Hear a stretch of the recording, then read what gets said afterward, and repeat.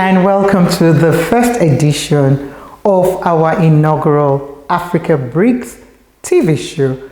My name is Dr. Kemi Ayiyode-Adebayo, also known as Mama K, and I've got with me our two amazing panelists for today who are involved already in this program. So introduce yourself. Let's just hear from you first. Thank you so much for the great opportunity. My name is Oliver Fortune Chikodzore. I'm the CEO and the founder of the African Innovation and Entrepreneurship Center. Thank you for the opportunity. Thank you, Oliver. Hello, Mama K. My name is Daniella Djan. I'm the director of Peculiar Prodigy, and it falls under the creative media and education sector. Awesome. So, Oliver, Africa Brics. This is a new program, probably going to be heard over, a series of others. What should we expect? And I know we're going to hear more about it later on, but tell us in a nutshell, what should we expect? Number one, thank you so much for a great opportunity. I think let's just talk about a little bit of the background and how it was created or started.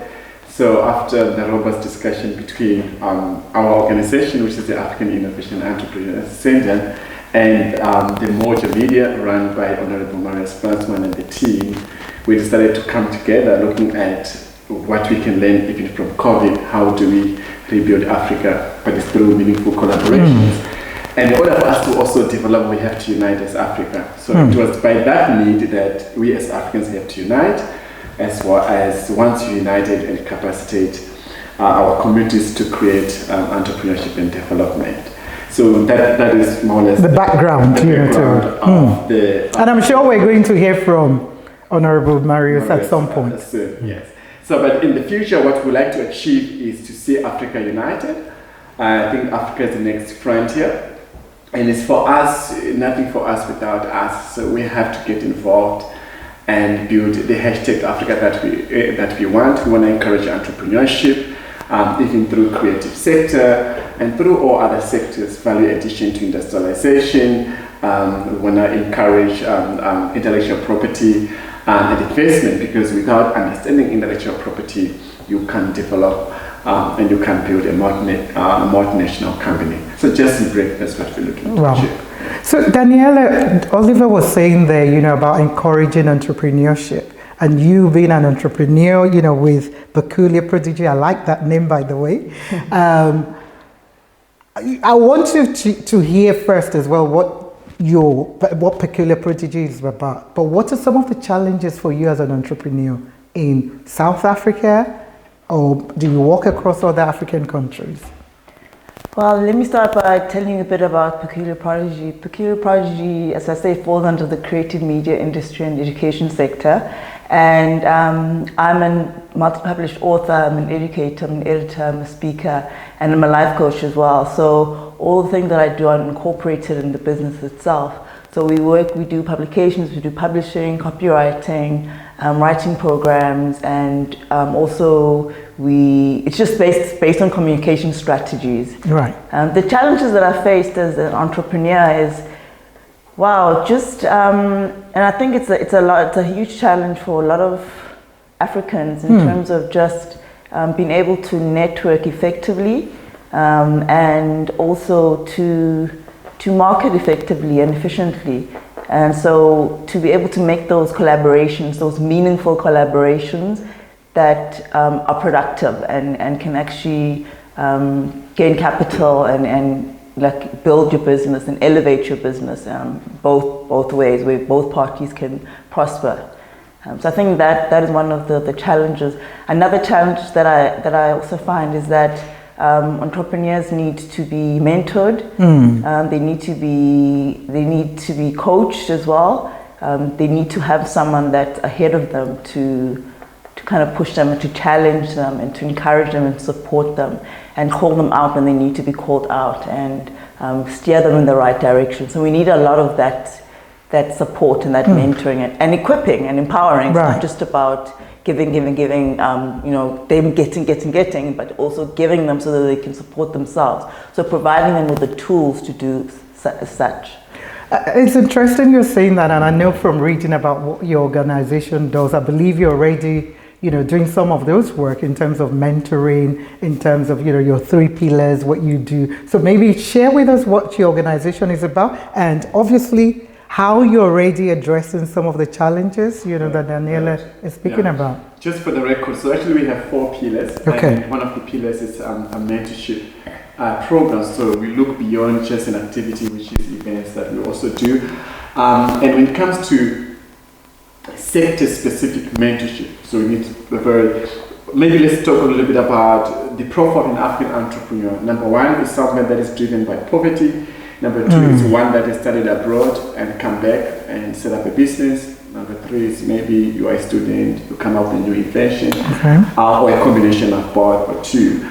That's a profile of an African entrepreneurship. Mentorship is quite because we don't have a culture like the Jewish culture or the Chinese culture, where we are taught to become entrepreneurs on the dinner table when we are born.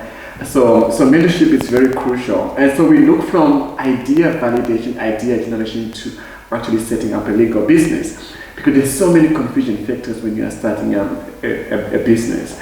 And I don't watch movies, but I watch mafia documentaries, and one of the things that you can learn that is positive from the mafia documentaries is that they do support each other, so they shoulder one another, and that's why this collaboration, this meaningful collaboration, is so key to the development of any any project.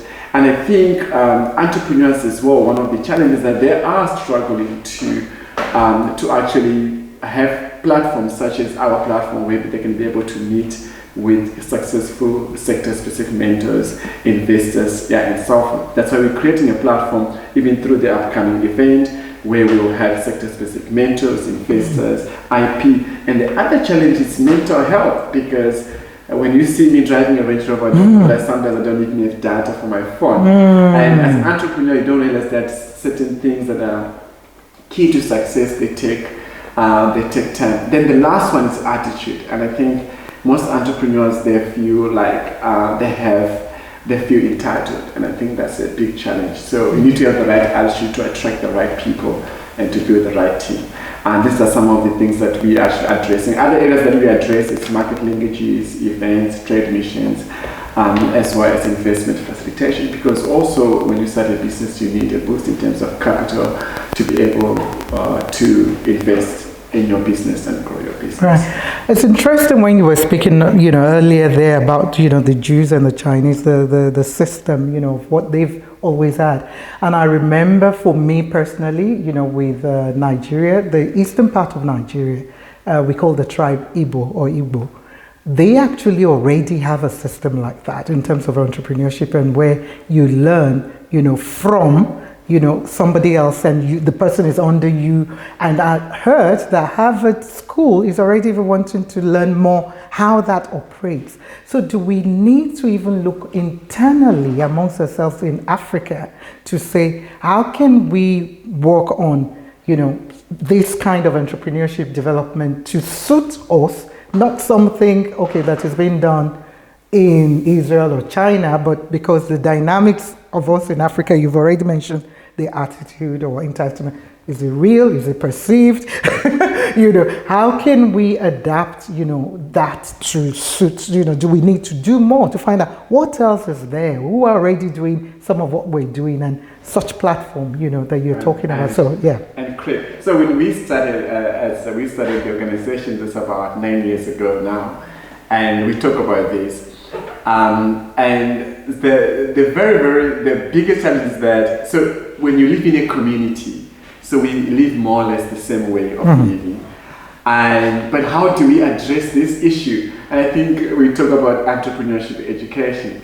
So someone even wrote on the status today, said, school has failed us. I'm hearing that all the time now. I'm being honest. We were interviewing today, same thing. School has failed us. So we need to look at entrepreneurship development from early childhood development. And I like what Daniella's organization is doing by working with the kids, because once we can teach them while they are still young, that's the best way than to wait when they are older. And even talk about creative industry, it's $1 billion industry. I saw the Georgetown, Guyana has been funded 100 million euros by Dutch, because they were economized by the Dutch, for the creative industry. But when you're growing up, your parents tell you that don't become an actor, it's not a good profession, become an engineer, become a lawyer, and so forth. But I think we need to start encouraging entrepreneurship from early on in life. And for those of us that has the opportunity to get education or to get support, we need to help others as well. Okay, I know we're going to stop for a break, very shortly, but I don't know, Daniella, you heard what Oliver said there, in terms of, the school system and the curriculum. Are they failing? Because I'm hearing it all the time. And what you said about entrepreneurship education, are we, is there a need for our governments to listen to our young people to say, yes, okay, we want to go to school, but are they, in terms of curriculum and what they're teaching, is it still valid? Is it relevant? We need to look at some of what you are doing, through your work. I think the school system is failing to some degree, especially in terms of emotional intelligence and just where they place that in the school system, or rather where they don't place it. Because it's, according to research, it's one of the most important skills to have in business and in life, to be able to know yourself well enough to deal with and to manage yourself and to know others and to manage others. And that skill is so critical, so essential, and something that is lacking. It's like an anemia now. It's really, really lacking.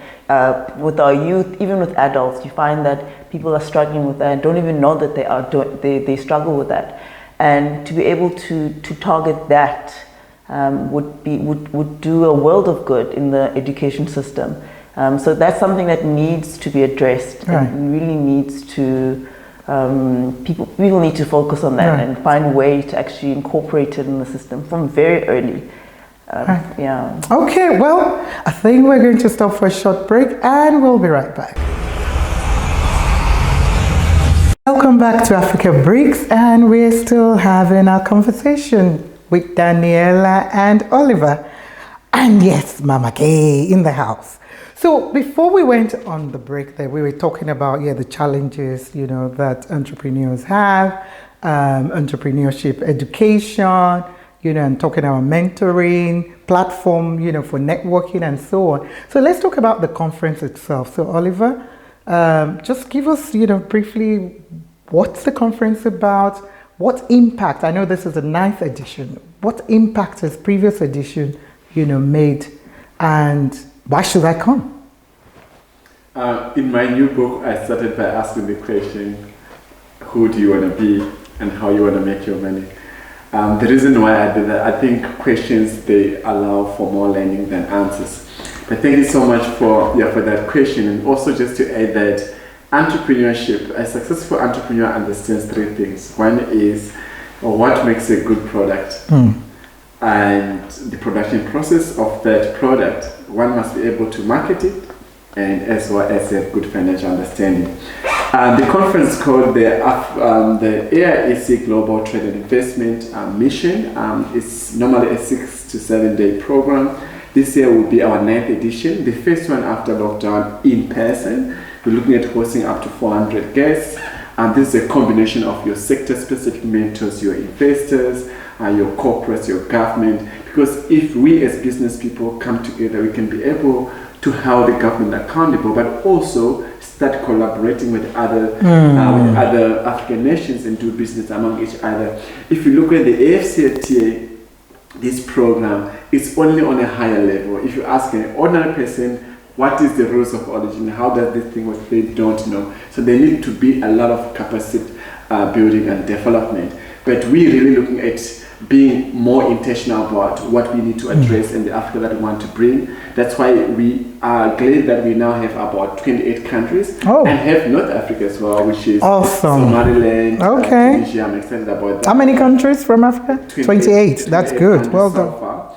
But this conference is for those that really want to level up and want to bounce back after COVID-19. They are looking for the tools to rebuild their businesses. They're looking for investment. We have projects submitted to us that is more than $280 million projects seeking for finance. We're looking for more projects for those that are looking for finance. It doesn't matter you're in the creative sector or manufacturing or technology or agriculture, we are going to be making sure that we facilitate that whole process. So if either you're looking for finance, access to markets, access to sector-specific mentors, or just want to network with fellow entrepreneurs, because when we come together, events are like marketing, and when we come together, we create a market among ourselves. So these are some of the areas of what we'd like to address. The conference will start from the 25th of March to the 31st of March. So we start with the pop-up fashion show program. We do some wine tasting that Oh, good. So not just about you coming to a meeting, you can find out more about Cape Town actually, which is beautiful. Well. Not just that, you can learn agri-ecotourism, because I think only South Africa does agri-ecotourism compared to other African countries. Okay. So you can learn a lot from agri-ecotourism, but also it allows you a more opportunity to have an interactive session, because when we come together, people want to do business with those that they trust and they have built a relationship with. Then we have a 2-day conference that will be divided into 4. So you have your plenary sessions and conference presentations, you have your workshop and master classes, then you have your exhibition, and then you have your gala dinner, your Welcome to Africa Gala Dinner and Awards, where we're going to be allowing more informal interactive session to allow people to network with investors and buyers. Then we have other programs such as the CEOs Forum, where we're only taking up to 65 people in the C, but mostly to sign those projects and finances. We have investors that have committed up to $10 billion for African projects. Just on the record, it's not grant funding, it's loan or equity funding. Our job is to facilitate. And then we're also inviting artists. We have artists such as Kenneth Samario, for those that love Nigerian films. He's one of the main actors. I hope my girlfriend will come as well, Genevieve. I thought you were married. You don't have a Nigerian girlfriend, actress. He's not allowed. Genevieve, don't mind him. But we want to encourage entrepreneurs to take this opportunity. We also bring in buyers from as far as Italy, Canada, that are looking to buy agricultural, cosmetic, and food products from Africa. And we also have our partners coming, such as Canada, US, we have Germany and Netherlands, Italy, and we also have Georgetown, Guyana, hopefully we have Jamaica as well coming. So I really want to encourage entrepreneurs out there that take this opportunity if you want to rebuild. Because you never know who might want to invest in you, and we are just one person. That's all. That's all it needs. To change your whole life. And as Africans, yes, we've been talking. I think it's time for action. This is the opportunity. Right. Thank you, Oliver. For that, and I think I'm convinced on why I want to come. So, and the impact, and the benefits. And your spouses as well. Yeah. So because you give the spouses an opportunity to look around and engage, with others. So, Daniella, I know you're part of the team working behind the scenes to get this conference going. How has that been for you, and what particular aspects of the conference are you looking forward to? Being part of the organizing team has been great. It's been so wonderful engaging with the team and the different people that are coming. I think the most exciting thing that I'm looking forward to is meeting those people and then getting to know their businesses, seeing how we can collaborate, how we can help each other, and learning from each other and getting different perspectives from people from different parts of the world, different parts of Africa. That's what I look forward to. Awesome. So I know you spoke earlier on about the different sectors, all sectors are allowed. What area sectors are we talking about, here now? I know you mentioned some earlier, some of them, but just, some of them. So can you, elaborate more on other sectors? Yeah, so when we actually started, most people, they thought we just focused on agriculture and the value chain, but we focus on a number of sectors. These are the key sectors when it comes to investment as well as market access. So we have agriculture, of course, and agro-processing. We have manufacturing. We have all energy projects. Can be oil and gas, can be hydropower, can be solar power. So all energy projects, technology sector, multimedia, creative industry. It's a $1 billion industry, and we're really encouraging more people to join. So we have that sector as well. Which one? Mining. Mining is part of it. Infrastructure development means that public-private partnership projects such as rail, road, smart cities, but also housing development projects. We work quite a lot with Shelter Africa, which is an organization that funds infrastructure development in Africa. They've got a mandate. So infrastructure, yes, it's going to be one of the sectors. Did I forget anything? Of course, tourism. And tourism covers a number of subsectors, including hospitality industry, finance. I was just thinking, you didn't mention that one. Yeah, so okay. Tourism, as you know, I mean, the Western Cape, there's so many tourism opportunities. And as I mentioned earlier, agro-ecotourism. And for those that has products, like from West Africa, for example, cocoa, we have a wine estate here called Spice Root and Palm, that process cocoa and they value add to cocoa products, but they also here in Cape Town is the only that processed cocoa here in Cape Town. Yeah, but they just do you know about that? I don't. Oh, yeah, and we are Nigeria, Ghana, where cocoa. Wow. Okay, I'm going to find out about that. And before, I mean, to take if you want to take me for my birthday, I'm just giving you a secret. That's the place. It's very true. So before lockdown. They were not allowing just walk in, so you have to make an appointment to be a Spice Root. But they're doing amazing things. And the story of the guys, an entrepreneur who started from Stellenbosch University, took the washing machine motor to actually develop his first cocoa processing machine. But now he has expanded. But the idea of having businesses that are supplying these products to network with some of these farmers is great because they can learn, they can do business together. And imagine if we have trade that is fair in Africa and our people are being paid well. So those are some of the things that I'm really looking forward to as well. Yeah, so tourism sector is one of the main sector. Of course, when we talk about infrastructure development, we're talking about construction, we're talking about housing, smart cities. I'm amazed we got women from Massachusetts and a partner from Northern Cape that are doing bricks. I'm amazed. Oh, bricks out. Okay, right. Bricks. Yes. We have the Treasurer General of the Black Business Council, Renee, who is also doing a lot of. She's a female that is doing a lot of construction. We have women like Ellen Construction that are based in the West Coast at the moment. They are building house and resale. So we all having them as part of the. So there's a lot, There's a lot to look forward to. Yeah, even just networking and knowledge sharing. It's quite great to participate, and you need to network with people that adds value to what you are building. The like-minded individuals. Right. I think time is now.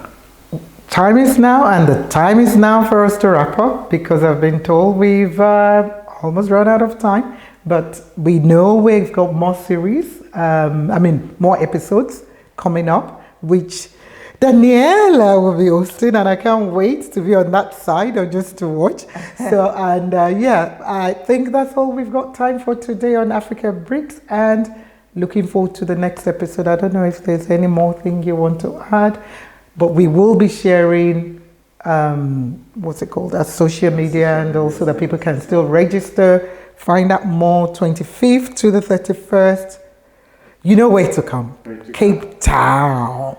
Cape Town. I just want to say, if there's any entrepreneur out there, say this is a great opportunity for you, so don't miss out. Sometimes in life, just try to meet that one person that will change your life for good. So please, there's so much information available out there, and please join us and take advantage of the great opportunity. Right. Thank you. Final words from Daniella too. The future is bright. It will be even brighter if you come to the conference. Love that. Well, Bright indeed. we're going and we're moving forward. Africa Brics. Till next time, the future is indeed bright. Take care. Bye-bye.